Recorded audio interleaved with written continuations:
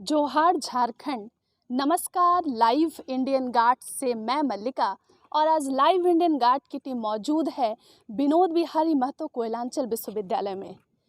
कल सिंडिकेट की बैठक खत्म हुई या रद्द हो गई। आज प्रोफेसर डॉक्टर सुखदेव भोई विश्वविद्यालय के वीसी ने एक पीसी का आयोजन दोपहर 3 बजे किया, जहां कई मुख्य मुद्दों पर बातचीत हुई। कल जैसा कि 1 साल 3 महीने का कार्यकाल यहाँ के वीसी डॉक्टर सुखदेव भोई पूर्ण करेंगे, तो इस कारण विश्वविद्यालय की उपलब्धियां गिनवाई गई, जिसमें यह बताया गया कि धीरे धीरे कर अच्छे से क्लास को अरेंज किया जा रहा है, बच्चों का रिजल्ट अच्छा हो रहा है और कई जो कमियां पुराने समय से चली आ रही थी उसको भी दूर किया जा रहा है।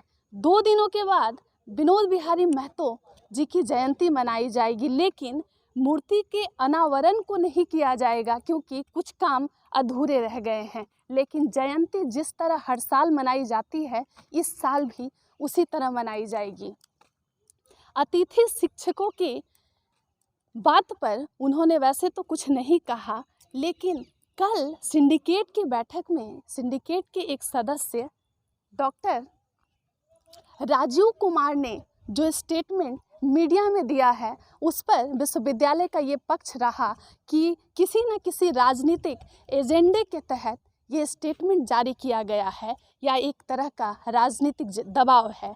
लाइव इंडियन गार्ड भी इस पीसी कॉन्फ्रेंस में मौजूद रहा, जहां पर चर्चा के दौरान वीसी डॉक्टर सुखदेव भोई ने मीडिया सदस्यों से बातचीत करते हुए कहा कि किसी भी खबर को प्रकाशित करने से पहले उसकी सत्यता की जांच कर लें, उसके बाद ही खबरों को प्रकाशित करें। बैठक के दौरान इंटर की पढ़ाई का मामला जो कल सिंडिकेट में भी उठा था, उस पर विश्वविद्यालय का पक्ष रहा कि फिलहाल इस पर विश्वविद्यालय कुछ नहीं कर सकता है। एचआरडी जब इस प्रोसेस में इंटरवीन करेगा तभी आगे की कार्रवाई की जाएगी।